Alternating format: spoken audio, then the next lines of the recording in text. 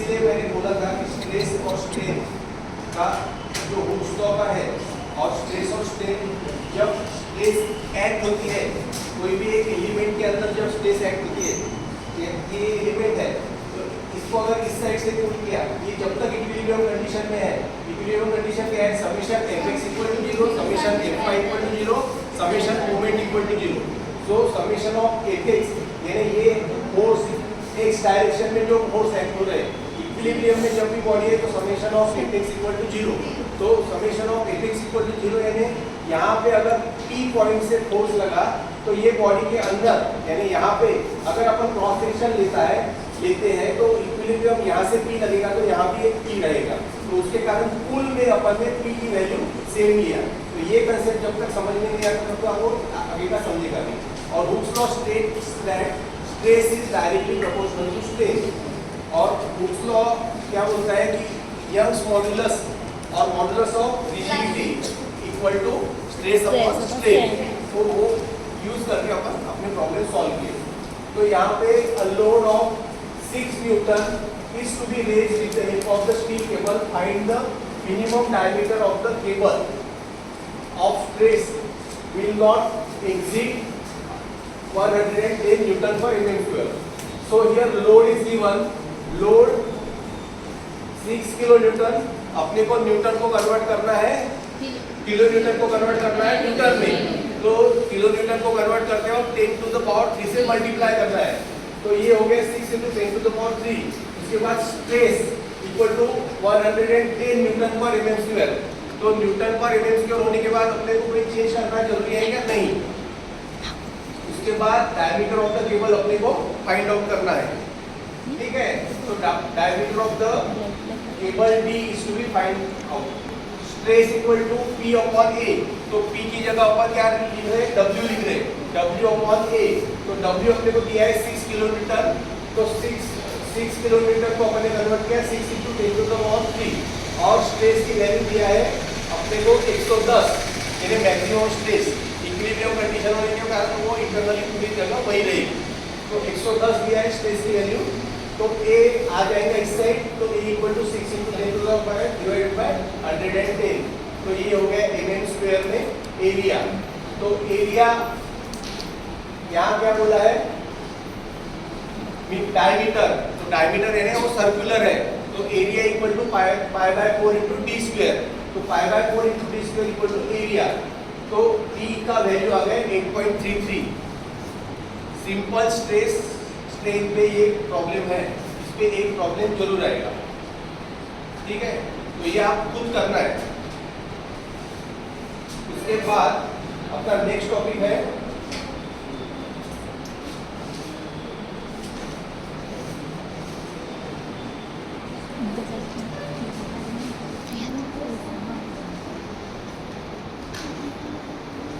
Principal of superposition of a body subjected to axial force।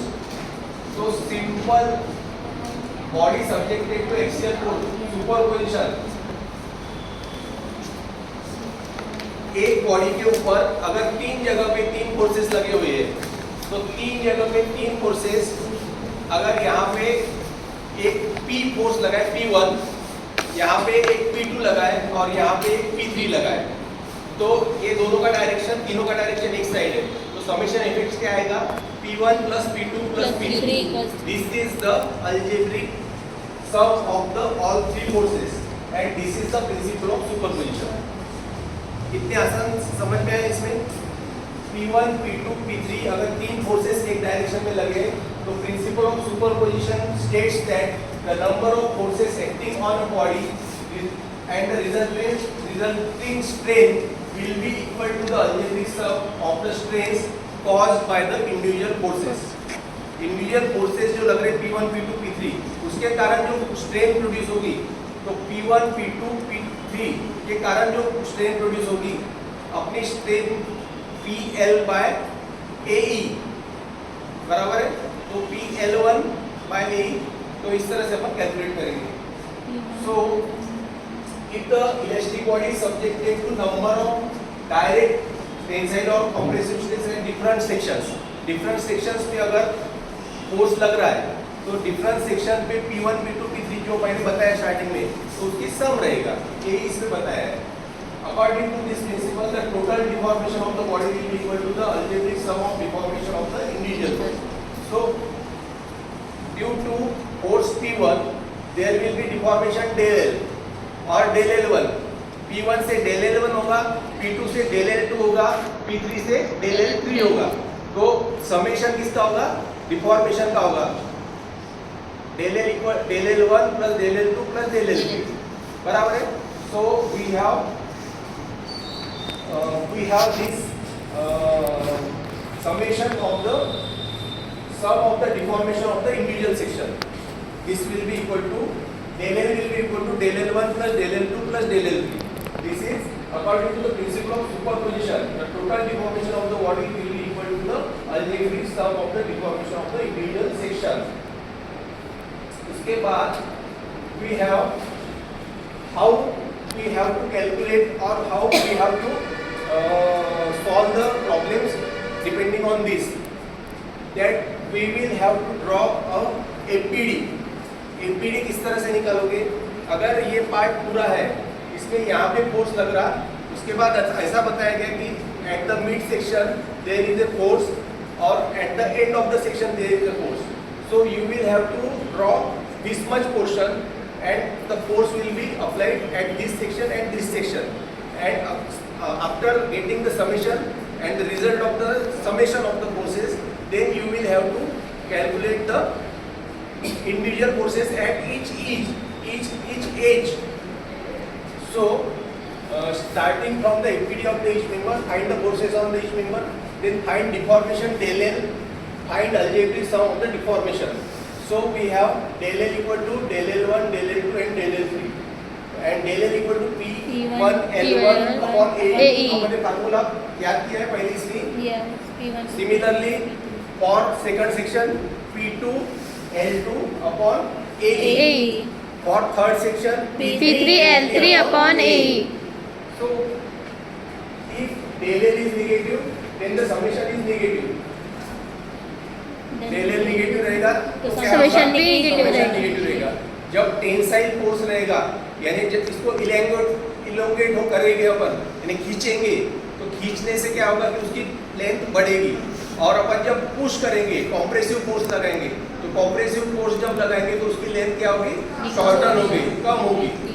तो del L will be for tensile, del L will be positive, बराबर है ना? Tensile में क्या करेंगे? खींचेंगे। और compressive del L will be negative. del L negative रहेगा कॉम्प्रेसिव के, क्योंकि उसको पुश कर रहे हैं अपन और टेंसाइल में पुल कर रहे हैं। तो जहाँ पुल करेंगे वहाँ पे क्या होगा? लेंथ बढ़ेगी और del L की वैल्यू पॉजिटिव रहेगी। और जहाँ पे पुश करेंगे, शॉर्टन करेंगे, तो वहाँ del L की वैल्यू क्या होगी? नेगेटिव होगी। ठीक है। सो तो उसके बाद अपन करेंगे एक एग्जांपल इसका। This is the example a bar of uniform cross sectional area, यानी इसका ये जो क्रॉस सेक्शनल एरिया है ये यूनिफॉर्म है। 100 mm² is subjected to force as shown in the figure. Calculate the change in the length of the bar. Take E equal to T into 2 into 10 to the power 5 Newton per mm square. So here we have given the cross sectional area as 100 mm². Then we have P1 equal to 1 kilonewton. Here P2 equal to 3 kilonewton in this direction. Then at CC section we have force 4 kilonewton, and at the end we have a force at the end is at 2 kilonewton. So we have the bar is of uniform cross sectional area. Given data is cross sectional area and E दिया है Young's modulus equal to 2 into 10 to the power 5 Newton meter. So firstly we will have to draw the free body diagram. तो free body diagram अपन निकालते तो किस तरह से निकालते मैंने बताया था कि ये जो डायग्राम है इसको अपन फ्री बॉडी डायग्राम में क्या करेंगे, यहाँ से ये A to B, A dash to B, B dash, ये हो गया फ्री बॉडी डायग्राम से। ये एक सेक्शन हो गया, पहला सेक्शन। तो ये यहाँ पे 1 किलोमीटर लगा है। इस सेक्शन को अपन कंसीडर करेंगे तो ये सेक्शन के ही फोर्सेस अपन लेंगे। तो वहाँ पे 1 किलोमीटर लगा है तो यहाँ से 1 किलोमीटर लगेगा। So we have this section. This is the FBD free body diagram of first section. Then for second section, we have directly taken here third section. Here C to D. Consider C to D. तो C to D ये यहाँ पे 2 kilometre लग रहा, तो यहाँ पे कितना लगेगा? 2 किलो न्यूटन। ये कंफ्यूजन निकाल दो पहले। दोनों एंड पे, एक एंड पे ये एंड पे 2 किलोमीटर लग रहा, ये एंड पे 2 किलोमीटर लग रहा। इसके बीच में अभी क्या लग रहा है वो मुझे पता नहीं है, अपन समझ नहीं रहे। तो ये अगर 2 किलोमीटर लग रहा तो यहाँ पे भी 2 किलोमीटर लगेगा, तभी बॉडी अपनी इक्विलिब्रियम पे रहेगी। यहाँ पे कुछ तो भी लगा है दिख रहा, वहाँ पे कुछ तो भी लगा है दिख रहा, उसको कंसीडर कर रहे क्या नहीं कर रहे, समझ में आया?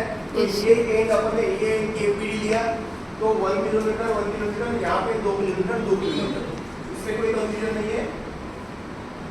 तो उसके बाद जो बीच वाला है ना, उसको यहाँ पे अगर 2 किलोमीटर लग रहा तो इसको कितना लगेगा?